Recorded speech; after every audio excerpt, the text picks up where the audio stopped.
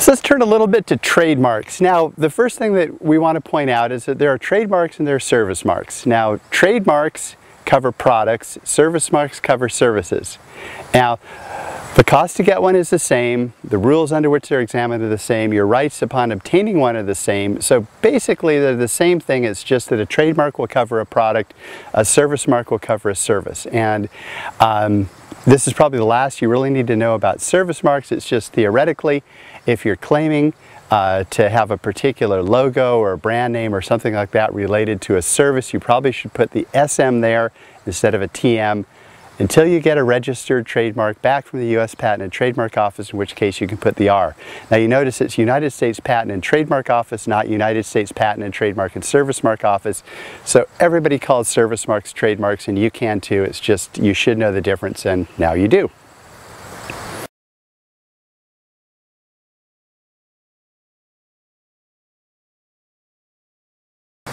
So what could be trademarked? Well, I think that the hamburger giant McDonald's is an excellent example. If you look up McDonald's at the USPTO records, you'll see that they've trademarked just about everything under the sun. You can trademark your name, obviously, McDonald's as a name of a fast food hamburger chain. You can trademark the name of a product, such as the Big Mac meal. You can trademark a slogan such as over 99 billion served. You can trademark some sort of a symbol like the golden arches.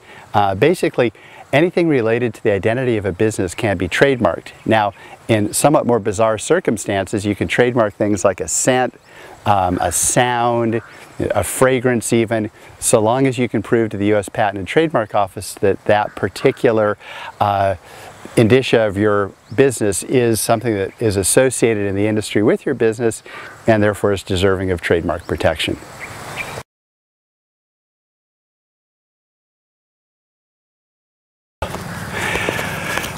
When we deal with copyrights, one of the common urban myths, I guess we could call it, is that once you've created something, you have a copyright that gives you universal protection for everything related to the invention.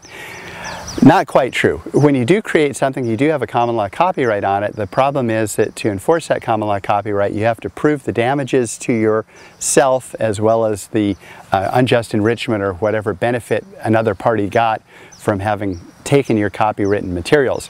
It's much better to get a registered copyright, because with a registered copyright, rather than having to prove anything in court about the damages, you instead can rely on a theory called statutory damages, where you can ask for up to $150,000 for a knowing and willful infringement. And a knowing and willful infringement has been determined by recent court decisions to basically be Control-C, Control-V. If you copied it, you knew you were doing something wrong, so statutory damages. Now, you don't end up with $150,000 most of the time.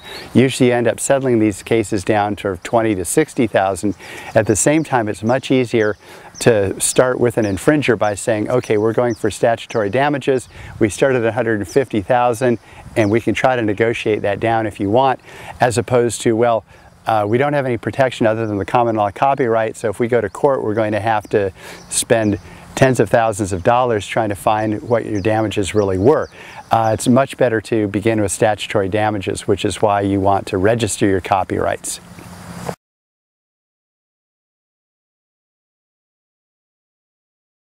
What kind of things should an inventor copyright? Well, again, if you're an inventor, anything that's an artistic creation is something you can copyright. So the most important thing, of course, is your website. Copyright the website. Now, the copyright on the website is going to protect that particular snapshot of the website taken that day. So if you change everything a week later, your original copyright is probably not going to protect very much of that website. So what you want to do is you want to file a new copyright whenever you make a major change to your website, or particularly if you add, say, a lot of new photographs or new pictures of your product or new text. Our experience has been that oftentimes competitors will steal pictures, and they'll steal things like frequently asked questions. That seems to be the favorite thing that they steal, because they figure, well, whatever they're asking this person, they're probably going to have the same questions about our product. So rather than make up our own frequently asked questions, we'll just steal theirs. So anyway, those are particularly the areas that are copied most often. So they're areas that you want to look at protecting.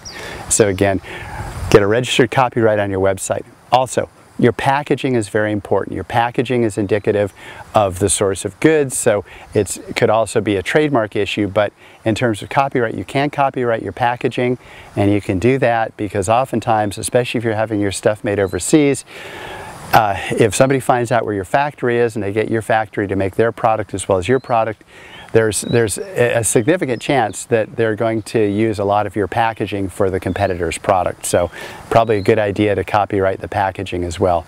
And last but not least, any kind of advertising brochures, trade show, giveaways, anything like that, those are all things that you can copyright as well.